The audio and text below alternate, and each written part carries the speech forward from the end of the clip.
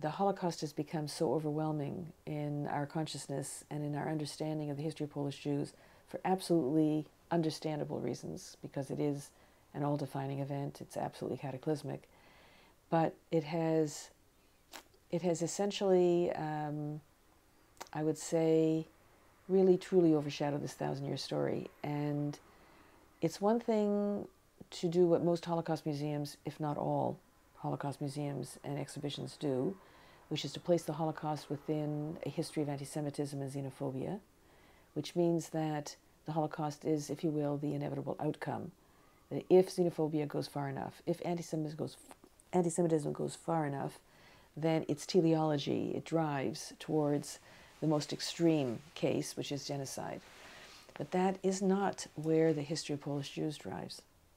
That is, the Holocaust is not the inevitable outcome of the history of Polish Jews. It definitely, it happened, but you would never, or we would never tell the story of Polish Jews as a way of explaining the Holocaust. But the history of anti-Semitism is told as a way of explaining the Holocaust and genocide.